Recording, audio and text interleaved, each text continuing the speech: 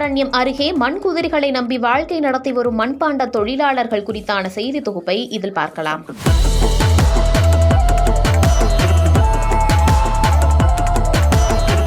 மண் குதிரைகளை நம்பி ஆற்றில் இறங்கிய கதை போல என்பது தமிழகத்தில் இன்றும் நடைமுறையில் உள்ள பழமொழி.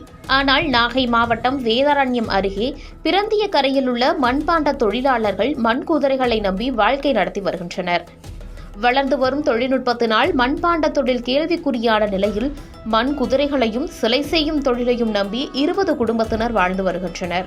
4 தலைமுறைகளாக பரம்பரையாக மண்பாண்ட தொழிலையும் சுடுமண் சிலைகளையும் இவர்கள் செய்து வருகின்றனர். வழிபாட்டிற்குரிய சிறு தெய்வங்களை கலைநயத்துடன் வடித்தும் வருகின்றனர்.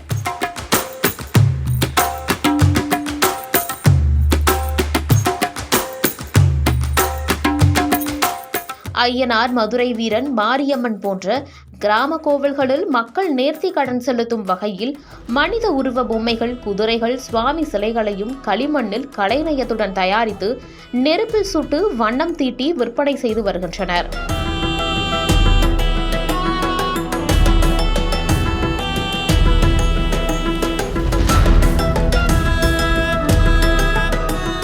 இந்த வழிபாட்டு சிலைகள் உருவாக்கும் பணியில் மண்பாண்ட தொழிலாளர்களின் குடும்ப பெண்களும் ஈடுபட்டு வருகின்றனர். தற்போது வேதாரண்யம் சுற்றுவட்டாரத்தில் உள்ள கோவில்களில் திருவிழா நடைபெறும் நிலையில் களிமண் குதிரை சிலைகள், சுவாமி சிலைகள், மனித உருவ பொம்மைகள் செய்யும் பணி தீவிரமாக நடைபெற்று வருகிறது.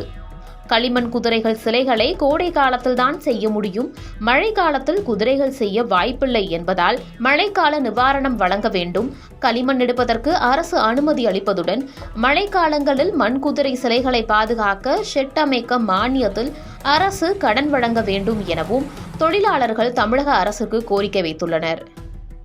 காலங்காலமாக நாங்கள் குதிரைகள், சிலைகள் இதெல்லாம் செய்துக்கிட்டு வந்துக்கிட்டு இருக்கிறோம். எங்களுக்கு சுத்துப்பட்ட கிராமத்துலேருந்து வேதாரண்யத்துலேருந்து வேண்டுதலை காண்டி எங்களுக்கு செய்ய சொல்லுவாங்க. களிமண்ணால் குதிரைகள் செய்ய சொல்லுவாங்க, சிலைகள் செய்ய சொல்லுவாங்க.